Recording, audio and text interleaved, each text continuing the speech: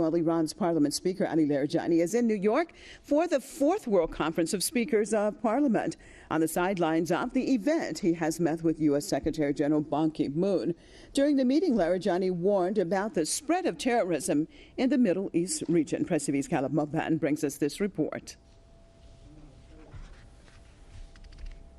Attending the 4th World Conference of Speakers of Parliament, Speaker of the Iranian Parliament, Ali Larijani, boldly spoke out in support of justice and peace. Addressing the gathering, he condemned nations that invoke democracy as a cover for their aggression. There are certain governments that seem to favor democracy for their own people only. That supports dictatorship, despotic and violent regimes lying outside their borders. The second surprising point is that theory of warmongering under the pretext of expanding democracy has resulted in inappropriate behavior across the globe.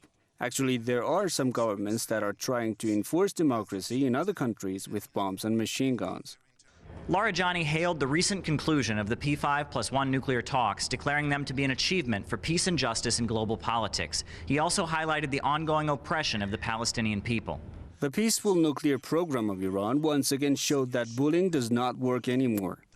Certain powers tried to impose sanctions on us, but the great Iranian people chose the way of perseverance, and ultimately their resistance became victorious over sanctions and intimidation. The difficult and intensive nuclear talks led to an agreement, which is of course supported by us. In his remarks, he pointed to the underlying causes of terrorism around the world and urged that they be addressed.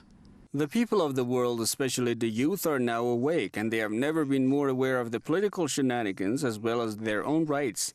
They are left with no choice but to revolt against oppression and occupation. This is where they may fall prey to terrorist groups. Larijani briefly met with UN Secretary General Ban Ki-moon. Later, speaking to Press TV, he articulated the message of the Islamic Republic of Iran to the historic gathering.